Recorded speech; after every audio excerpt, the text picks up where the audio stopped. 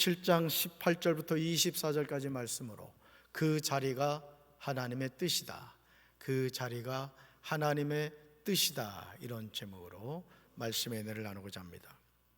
우리가 세상을 살다 보면 하필이면 이 말을 사용할 때가 있습니다. 이 말은 부사로서 일상어이지만 감정과 평가가 담겨 있는 말입니다.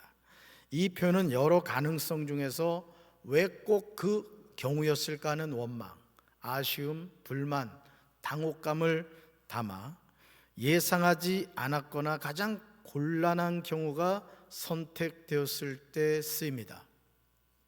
이걸 분석해 보면 하필이면은 어찌 하자에다가 꼭 필연, 거기다가 이면, 가정으로 어찌하여 꼭 그 경우였을까의 의미가 있습니다.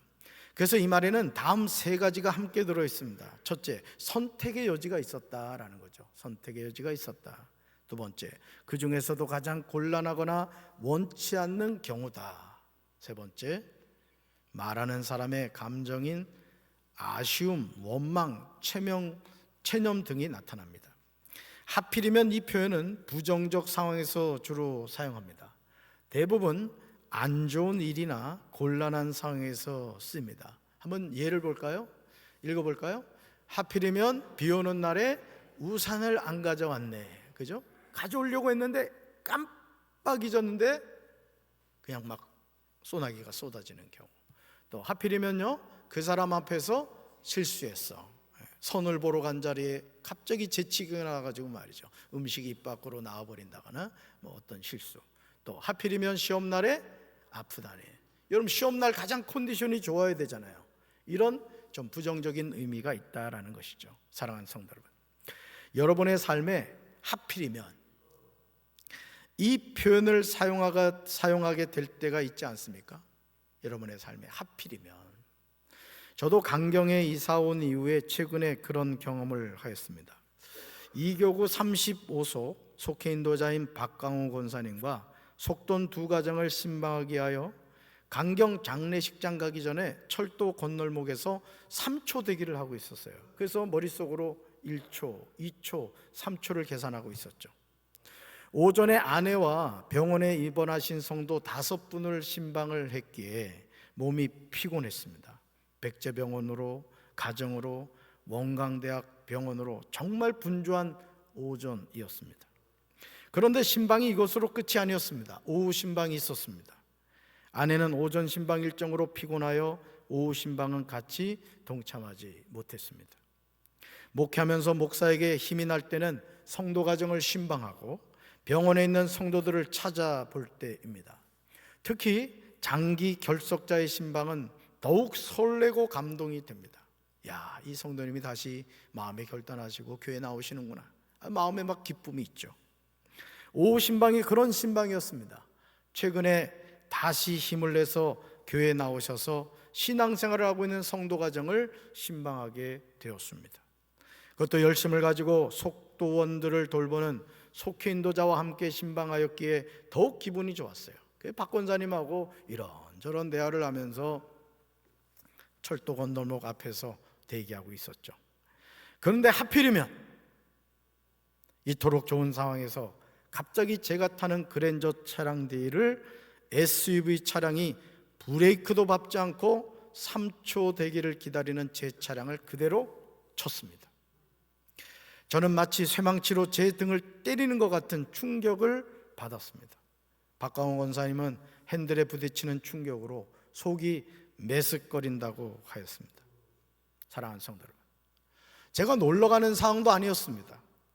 오전에 병원으로, 가정으로, 다시 병원으로 신방을 하였고 이제 장기 결석하던 가정이 다시 마음에 결단하고 교회 나오는 가정을 방문하여 기도해 주려고 하였는데 하필이면 이런 일이 일어난 것입니다. 결국 박 권사님과 저는 한방병원에 입원하였습니다. 그리고 3일 동안 물리치료를 받았습니다. 이것이 우리 인생입니다. 병원밥이 얼마나 맛있는지 생각 같아서는 한 달 정도 있고 싶었지만 여러분이 보고 싶어가지고 이러면 아멘이 나와야지 침 발랐어요. 그래서 3일 동안 병원에 입원했다가 또 강경지방 연합 신년 축복성회가 있어서 또 감리산대 빠질 수가 없어서 불합을 태원을 하였습니다. 창세기 37장에는 요셉과 형제들에 관한 이야기 나옵니다. 야곱은 아내가 넷이었습니다. 레아, 라헬, 실바, 비라 등입니다. 야곱은 네 아내를 통해서 12명의 아들을 낳았습니다. 그런데 야곱은 4명의 아내 가운데 라헬을 가장 사랑했습니다. 야곱이 라헬을 얼마나 사랑했는가에 관하여 창세기에 나옵니다. 우리 말씀 읽어볼까요? 야곱은 라헬을 아내로 맞으려고 7년 동안이나 일을 하였지만 라헬을 사랑하기 때문에 7년이라는 세월을 마치 며칠같이 느꼈다. 아멘. 사랑하는 성도 여러분, 여러분의 아들이요, 며느리를 얻겠다고, 아내를 얻겠다고 처갓집에 가서 장인 어른이 되실 분에게 이렇게 이야기하고 그 가정에서 무료로 7년을 일한다고 한다면 여러분 어떡하겠어요? 네? 우리 김선자 집사님, 아들이 엄마 나 장가 가야 되는데 내가 너무 마음에 들어. 아들 저 지금 사층에 있는데, 그래서 내가 장인 어른 되실 분의 집에 가서 앞으로 7년 동안 무료로 봉사할 거야. 어떡하시겠어요? 얘야 호적에서 파가라. 여러분, 아내 하나 얻겠다고 앞으로 장인 어른 되실 분 가정에 가서 7년을 무료로 일한다면 어떻게 하겠어요? 그것도 무보수로 말이죠. 그런데 더욱 충격적인 사실은요, 이런 제안을 먼저 했다는 것이죠. 야곱이 그 가정에서 무료로 7년을 일한다고 한다면 어떻게 했어요? 아마 부모인 여러분의 눈에 불이 날 겁니다. 이런 정신 나간 놈이 있나? 장가를 아무리 가고 싶어도 그렇지 어떻게 7년 동안 무료로 일해? 그런 생각하지 않겠습니까? 야곱은요, 라헬을 아내로 맞으려고 7년 동안 일을 했습니다. 무보수로요. 창세기 29장 18절에서 야곱은 라헬을 사랑했습니다. 그래서 야곱이 외삼촌 라반에게 직접 말했어요. 쉬운 성경으로 볼까요? 삼촌의 작은 딸 라헬과 결혼하게 해 주십시오. 그렇게 해 주시면 삼촌을 위해 7년 동안 일해 드리겠습니다. 아멘. 그러므로 레아를 통하여 낳은 아들들, 실바를 통하여 낳은 아들들, 비라를 통하여 낳은 아들들은 야곱의 눈에 들어오지 않았습니다. 오직 한 사람 요셉만이 아버지 야곱의 눈에 들어왔습니다. 그런 아버지의 편에는 옷을 통하여 나타났습니다. 우리 말씀 읽어볼까요? 이스라엘은 늙음하게 요셉을 얻었으므로 다른 아들들보다 요셉을 더 사랑하여서 그에게 화려한 옷을 지어서 입혔다. 아멘. 창세기 37장 3절은 아버지 야곱이 11번째 아들인 요셉을 어떻게 생각하고 있는지, 또 그런 생각을 어떻게 표현하였는가를 정확하게 기록하고 있습니다. 다른 아들들보다 누구를 더 사랑했다고요? 요셉을 더 사랑하였습니다. 이것으로 끝이 아니었습니다. 화려한 옷, 채색 옷을 지어서 입혔어요. 그러니 요셉의 형들이 얼마나 시기하였겠어요. 저는 어린 시절 이렇게 생각을 해보면, 제가 말씀드렸죠, 저희 형하고는 2살 차이에요. 2살. 그러니까 저는 맨날 어릴 때 형이 입던 옷을 물려받았어요. 왜? 2살밖에 차이가 안 나니까. 그런데 남동생이 5살 밑이었거든요. 근데 그 남동생은 제 옷을 안 주는 거야. 그래가지고 제가요, 정말 시험 들 때가 많았습니다. 옷을 살 때마다 형 사주지, 동생 사주지, 저는 형이 입는 옷을 물려주는 거예요. 제가 하나님을 안 믿었으면 엄청나게 문제가 됐을 것 같아요. 그런데 오늘 요셉의 경우는 그냥 옷이 아니었단 말이에요. 화려한 옷, 채색 옷을 지어서 입혔던 거예요. 그러니 형들이 볼 때는 이 요셉이, 여러분, 사랑스럽겠어요? 밉살 맞겠어요? 여러분도 많이 해봤죠?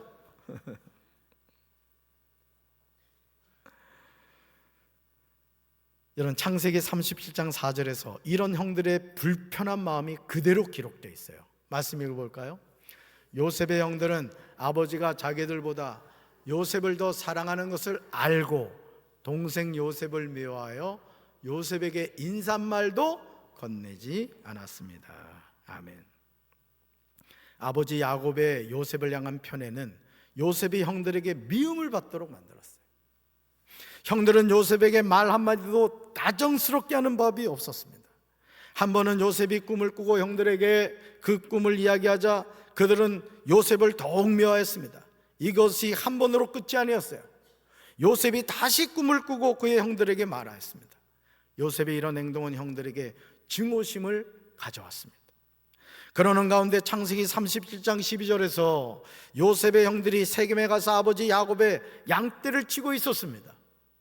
아버지 야곱이 요셉에게 말하였습니다. 내 형들이 세겜에서 양떼를 치고 있지 않느냐? 내가 너를 그들에게 보내려 한다. 그러자 요셉은 아버지 야곱의 말씀에 이렇게 대답했습니다. 예, 다녀오겠습니다. 예, 다녀오겠습니다. 그냥 평범하게 보이는 부자지간의 대화입니다. 아버지가 아들에게 심부름을 시켰고 아들인 요셉은 아버지의 말씀에 순종하는 모습입니다. 그러나 이것이 아버지 야곱이 가장 사랑하는 아들 요셉과 영원히 이별하는 순간이 되었다는 것이죠. 아버지 야곱이 요셉에게 심부름을 시켰을 때 요셉의 나이는 17살이었습니다. 몇 살이었다고요? 17살이었어요. 그리고 그때 야곱의 나이는 108세였습니다. 몇 살요? 108세였어요. 야곱이 요셉을 낳은 나이가 91세쯤이었습니다. 그러므로 창세기 37장 3절에서 요셉은 노년에 얻은 아들이라는 말이 틀리지 않습니다. 사랑하는 아내 라헬을 통하여 야곱이 91세에 낳은 아들입니다. 그런데 그토록 사랑하는 아들 요셉을 아버지 야곱이 다시 만난 때는 요셉의 나이가 39세였고요 아버지 야곱의 나이는 130세였습니다. 무려 22년 후 부자간에 상봉을 한 거예요. 22년 동안 너무나 사랑하는 아들 요셉을 야곱은 죽은 줄로 알고 살았던 거예요. 가슴에 못이 박혔던 것이죠. 그러므로 야곱은 바로에게 자신의 생애를 설명할 때 다음과 같이 소개하고 있어요. 우리는 야곱의 이 말 속에 많은 것이 있음을 알게 됩니다. 우리 말씀 같이 읽습니다. 이 세상을 떠돌아다닌 횟수가 100년하고도 30년입니다. 저의 조상들이 세상을 떠돌던 횟수에 비하면 제가 누린 횟수는 얼마 되지 않지만 험악한 세월을 보냈습니다. 아멘. 사랑하는 성도 여러분, 이제까지 살아오시면서 여러분의 삶에 하필이면 이런 생각을 할 때가 있지 않으셨습니까? 눈에 넣어도 아프지 않을 아들 요셉입니다. 채색 옷을 지어 입혔어요. 사랑하는 아내 라헬이 낳은 소중한 아들입니다. 그런데 야곱은 그토록 소중한 아들을 형들에게 심부름을 보냈어요. 그러나 요셉에게 심부름을 보낼 때 야곱이 사랑하는 아들을 다시 만나지 못할 것을 알았을까요? 내가 이 아들 요셉에게 심부름을 보내면 22년 동안 이 아들을 만나지 못할 것이라는 것을 야곱이 알았다면 그 아들을 심부름을 보냈겠습니까? 여러분이라면 보내겠어요? 절대 보내지 않죠. 아들들이 요셉을 죽이려고 한다는 사실을 알았을까요? 창세기 37장 20절에서 요셉의 형들이 말하고 있는 내용이 구체적으로 나와요. 아주 끔찍한 내용입니다. 말씀 같이 읽습니다. 저 녀석을 죽여 아무 구덩이에나 쳐놓고는 들짐승이 잡아먹었다고 하자. 그리고 그 꿈이 어떻게 되어가는가 보자. 아멘. 잘 보세요. 저 녀석을 뭐 하자고요? 죽이지요. 그리고 어디다 쳐놓세요? 아무 구덩이에 넣어버리자는 거예요. 그리고 아버지한테 뭐라고 속이자는 거예요? 들짐승이 잡아먹었다고 하자는 거예요. 형들이 하는 말이 끔찍하지 않습니까? 아버지 야곱의 편에는 요셉을 죽이고자 하는 마음을 품게 했어요. 창세기 37장 23절을 보시면 요셉이 형들에게로 오자 그들은 그의 옷, 곧 그가 입은 화려한 옷을 벗깁니다. 요셉을 볼 때마다 얼마나 증오심이 생겼겠어요. 그래서 저는 여러분들이 이 육신의 장막을 벗으시기 전에 꼭 유산을 잘 정리하고 돌아가셔야 돼요. 물질을 남겨놓으면 100% 여러분의 자녀가 다툼의 여지가 됩니다. 물론 그렇지 않은 형제자매들도 있습니다만 대부분이 그렇다는 거야. 롯데그룹 신석호 회장 자녀들 싸우는 거 보셨죠? 수천억 조 단위의 돈이 있는데도 싸우잖아요. 경영권을 취하겠다고. 여러분, 오늘 요셉의 삶에서 그가 입었던 화려한 옷을 형제들이 뭐 했다고요? 벗겨버렸던 거예요. 왜? 편애의 대표적인 상징이란 말이에요. 아버지 야곱이 우리에게는 허름한 옷, 정말 찢어진 옷을 입히면서 11번째 동생 요셉에게는 화려한 옷을 입혔어요. 요셉을 들어서 구덩이에 던졌습니다. 그 구덩이는 비어있고 그 안에는 물이 없었어요. 야곱이 요셉을 사랑하여 입혔던 채색 옷이 형들의 마음에는 증오의 표시가 된 거예요. 형들은 그 채색 옷을 벗깁니다. 그리고 아버지 야곱이 가장 사랑하는 동생 야곱을 구덩이에 던집니다. 그러다가 유다의 제안으로 요셉을 은 20에 이스마엘 사람들에게 팝니다. 그 상인들이 요셉을 데리고 애굽으로 갑니다. 사랑하는 성도 여러분, 이 세상에서 후회하지 않고 살아가는 사람이 있을까요? 여러분 어떠세요? 할렐루야 찬양대. 목사님, 저는 후회하는 게 뭔지 몰라요. 이런 얘기 하시겠습니까? 우린 누구나 후회하는 삶을 살아갑니다. 읽어볼까요? 목사님, 저는 이제까지 후회라는 것을 해본 적이 없습니다. 그런 분이 있을까요? 있으면 제정신이 아닌 거예요. 왜? 우리는 대부분 후회합니다. 심지어는 그런 자녀들 있죠. 왜 저를 낳아주셔서 이 고생을 시키냐고. 그래서 저는 앞으로 좀 과학이 발달하면 그런 거 좀 개발하면 좋겠어요. 다시 엄마 뱃속에 집어넣는 기술. 아멘이십니까? 뭐 아멘까지 하고 그래. 우리는 누구나 후회하면서 살아가요. 그것도 후회할 일을 반복해서 하죠. 하필이면 이 표현은 사람의 연약한 감정, 이해되지 않는 하나님의 섭리를 드러낼 때 사용합니다. 하필이면 이때 병이 들었고, 하필이면 이 사람을 통해 상처를 받았고, 하필이면 십자가의 길이었을까. 우리 삶에는 하필이면 할 때가 많아요. 아버지 야곱이 이런 고백을 하지 않았을까요? 하필이면 내가 왜 사랑하는 아들 요셉에게 심부름을 시켰을까? 형들이 미워하는 것을 내가 알았는데. 수많은 날을 야곱이 하필이면 하면서 후회하는 삶을 살았을 겁니다. 그러나 어리석게 보이는 하필이면 이것이 우리 삶을 통하여 하나님이 새로운 길로 이끄신다는 사실을 깨달아야 합니다. 요셉은 아버지 야곱의 심부름으로 형들에게 갔어요. 만약 요셉이 아버지의 말씀에 불순종했다면 어떻게 되었을까요? 아버지 야곱의 가슴이 20년 동안 대못이 박히는 일이 없었을 겁니다. 하지만 하나님의 일하심에는 결코 후회하심이 없습니다. 오늘 주일 2부 예배에 615 동기가 같이 와서 예배를 드리고 있어요. 뭔 말인지 모르죠. 제가 610호에 입원을 했더니 우리 박광호 권사님이 그 방에 계셨고, 또 박 권사님 동생 되는 분이 그 방에 계시더라고요. 오늘 이 자리에 참여하셨어요. 하필이면 하나님이 이 만남을 축복하실 줄로 믿습니다. 우리가 이 세상을 살아가면서 우리 인생의 고난과 역경이 다가오고 설명할 수 없는 일들이 일어나요. 그러나 그 일을 통해 하나님은 일하신다는 것이죠. 아멘이십니까?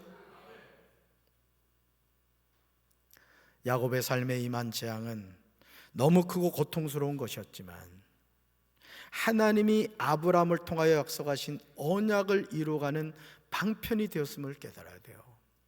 여러분, 등 따시고 배부르면 예수 안 믿어요. 여러분 가운데 목사님 저는요 살만하거든요. 인생이 이번에 주식 투자했는데 5천이 넘었어요. 5천. 그 코스피 5천 넘었잖아요. 와, 1,000만 원 투자했는데 목사님은 알고 계세요? 2억이 됐어요. 분명히 있을 거야. 여러분, 우리 인생에 막힘이 없이 모든 일이 형통한데 내가 하나님 믿는다? 불가능한 일입니다. 제가 이혜령 교수님 얘기 많이 합니다만은 우리 한국의 석학인 이혜령 교수님이 예수를 믿게 된 동기가 뭔지 아세요? 그 딸이 망막 병리 형상이 생겨가지고 하와이를 갔는데 딸이 설거지를 하는데 깨트리는 그릇이 그렇게 많더라는 거예요. 거기서 그 교만이 깨진 거예요.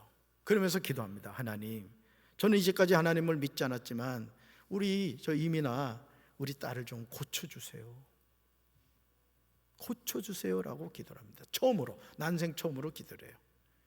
그래서 한국 와서 다시 검사를 했더니 망막병리 영상이 아니라고 판결을 받은 거예요. 그러면서 그분이 하용조 목사님을 통해 세례를 받고 크리스찬이 된 거예요. 그분이 죽어가면서 쓴 책을 제가 갖고 있거든요. 대단하신 분이에요.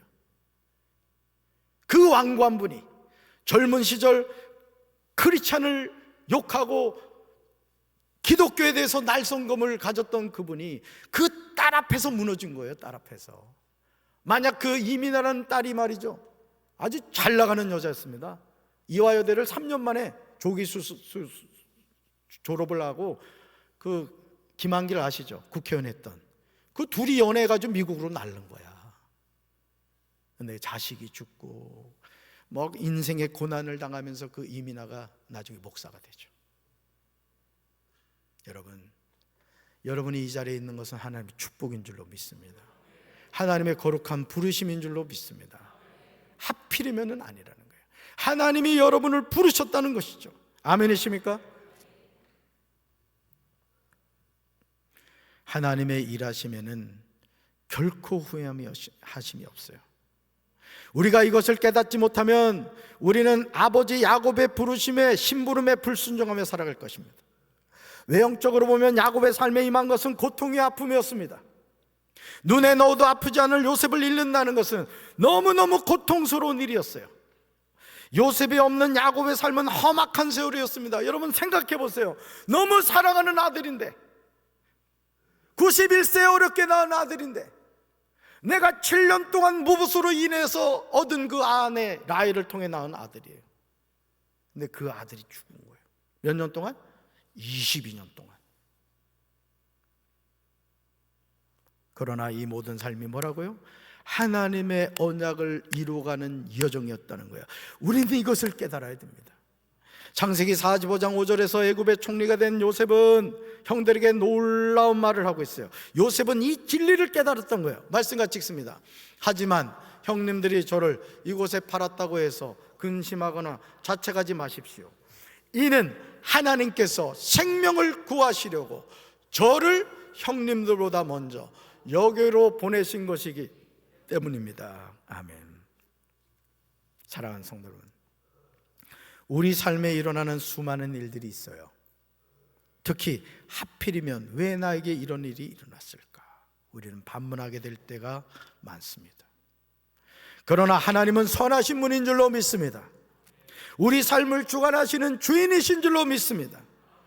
우리 삶은 하나님의 섭리 속에서 해석이 되어야 하고 설명이 되어야 돼요. 읽어볼까요? 우리 삶은 하나님의 섭리 속에서 해석이 되어야 하고 설명이 되어야 합니다. 아멘. 사실은요, 그날 토요일 날 신방을 갈 때 박광원 권사님이 저한테 그러더라고요. 목사님, 제 차로 가시죠. 모닝, 우리 박광원 권사님 차 모닝이라고. 근데 제가, 권사님 제 차로 가세요. 박 권사님 차 타고 갔으면 어떻게 됐을까? SUV가 아마 타넘었을 거예요. 여러분이 지금 담임 목사 장례식을 하고 있을지 몰라.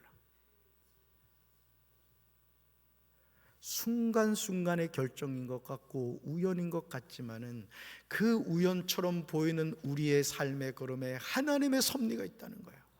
아멘이십니까? 형들의 손에 의하여 은 20의 애굽의 노예로 팔려간 요셉이 화병이 나지 않고 원수 같은 형들을 하나님의 사랑으로 볼 수 있었던 이유는 그가 살아계신 하나님이 행하시는 구속사적인 구원을 깨달았기 때문이에요. 여러분 생각해 보세요. 자신이 보는 앞에서 자신을 죽이려고 하고 이스마엘 상인들에게 은전 20의 나를 팔아요. 인신매매를 해요. 누가? 같은 야곱 아버지 밑에서 태어난 형들이에요. 화병 나겠어요, 안 나겠어요? 화병 나죠. 근데 요셉은 그러질 않았어요. 왜요? 자기 인생을 하나님의 섭리 속에서 해석한 거예요. 아멘이십니까? 그렇기 때문에 요셉은 보디발의 집에서 그 아내가 우리 잠자자, 동침하자 라고 했을 때도 요셉 속에는 하나님의 꿈이 있었던 거예요. 어떤 꿈이에요? 볏집단이, 형들의 볏집단이 자신에게 인사하고, 또 하늘의 해와 달과 별들이 자신에게 절하는 거예요. 요셉은 그 꿈을 품었던 거예요. 그래서 육신의 쾌락을 쫓아 죄를 짓지 않고, 나는 하나님께 죄를 지을 수 없습니다, 나는 하나님의 사람입니다, 믿음으로 고백할 수 있었던 거예요. 또 자신의 인생이 감옥에서 감옥으로 계속 감옥을 전전하고 있었지만 요셉의 마음속에는 하나님의 꿈이 있었던 거예요. 그는 비참하지 않았어요. 왜? 하나님의 꿈이 있었고 하나님의 사람이었기 때문에. 여러분, 병들었습니까? 물질적으로 어려운 가운데 있어요? 인생이 풀리지 않아요? 걱정하지 마세요. 여러분 인생은 하나님의 손에 있습니다. 아멘이십니까? 창세기 45장 7절과 8절에서 노에서 애굽의 총리가 된 요셉은 고백합니다. 하나님이 나를 형님들보다 앞서서 보내신 것은 하나님이 크나큰 구원을 베푸셔서 형님들의 목숨을 지켜주시려는 것입니다. 또 형님들의 자손을 이 세상에 살아남게 하시려는 것입니다. 여러분이라면 이런 고백을 할 수가 있겠습니까? 그러므로 실제로 나를 이리로 보는 것은 누가 아니라 누구시라고요? 외형적으로는 누구예요? 형님들이에요. 그러나 내면적으로는 하나님이시라는 거예요. 아멘이십니까? 이걸 깨달아야 돼요. 나의 가는 길을 그가 아시나니 나를 연단하신 후에 숭군같이 되어 나오리라. 나의 가는 길을 누가 아신다고요? 하나님이 아시는 거예요. 내 인생은 누구 손에 있다고요? 하나님의 손에 있습니다. 하나님이 나를 이리로 보내셔서 바로의 아버지가 되게 하시고 바로의 온 집안에서 최고의 어른이 되게 하시고 이집트 온 땅의 통치자로 세우신 것입니다.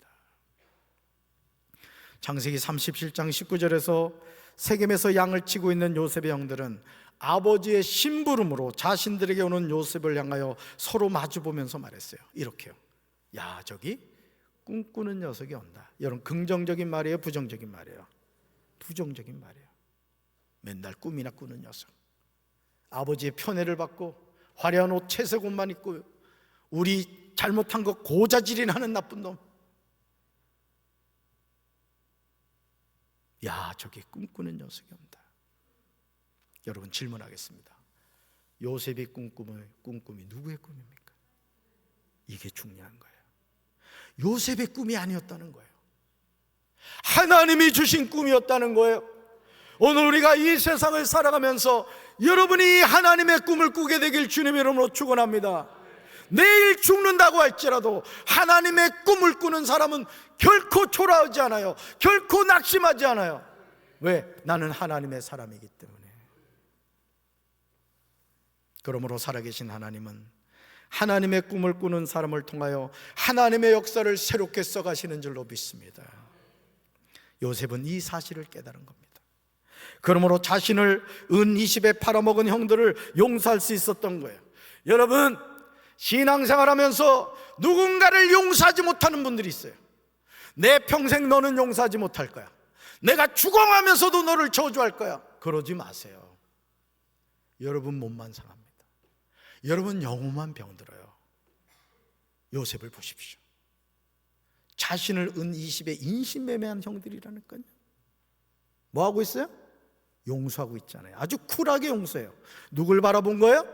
하나님을 바라본 거예요. 자신의 삶을 누구한테 맡긴 거예요? 하나님께 맡긴 거예요. 아멘이십니까? 아멘이십니까?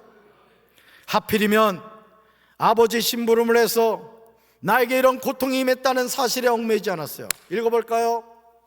내 삶에 하필이면 이렇게 보였던 그 자리가 하나님의 뜻임을 깨달아야 합니다. 아멘. 우리 610호 우리 동기분도 마찬가지. 오늘 이 자리에 하필이면 온 게 아니란 말이에요. 세상에 강경제일교회 담임 목사님이 아니야 방에 동기가 된다는 건 쉽지 않잖아. 이제 코 깨킨 거지 뭘. 할렐루야. 사랑하는 성도 여러분, 읽어볼까요? 지금 여러분이 서 있는 그 하필이면의 자리는 어디 있습니까? 하필이면. 그 다음은요, 여러분이 그 자리에서 하나님을 원망하고 계십니까? 아니면 하나님의 뜻을 기다리고 계십니까? 우리 짧은 머리로 이해할 수 없는 하필이면의 자리가 많아요. 그러나 우리는 그 자리에서 하나님의 뜻을 기다려야 될 줄로 믿습니다. 이것이 우리가 험악한 세월을 믿음으로 승리하는 비결이에요. 오늘 우리 인생은 하나님의 손에 있는 줄로 믿습니다. 우리 가정은 하나님의 손에 있는 줄로 믿습니다. 저는 우리 교회가 하나님의 손에 있음을 믿습니다. 우리나라를 하나님이 붙잡아 주실 줄로 믿습니다. 우리 사랑하는 성도님들, 하필이면 탄식하지 마시고, 그렇구나, 내 인생은 하나님이 이끌어 가시는구나, 내 인생의 주인은 하나님이시구나, 그 하나님을 의지하심으로 믿음으로 승리하는 우리 성도들 되기를 주님의 이름으로 축원합니다. 가슴에 손 얹겠습니다. 주님, 오늘 우리는 이 땅을 살면서 하필이면 노래할 때가 많습니다. 그러나 요셉은 자신의 인생에 다가온 고난을 불평하거나 원망하지 않았습니다. 자신을 은 20에 팔아먹은 형들조차 용서하였습니다. 그것은 그가 하나님의 주권을 인정했고 자신의 삶을 이끄신 분은 하나님이신 것을 알았기 때문입니다. 오늘 우리의 삶이 꼬이고 막히고 병들고 고통 가운데 있다 할지라도 하나님을 바라봄으로 믿음으로 승리하게 하옵소서. 예수님 이름으로 간절히 축복하며 기도합니다. 아멘.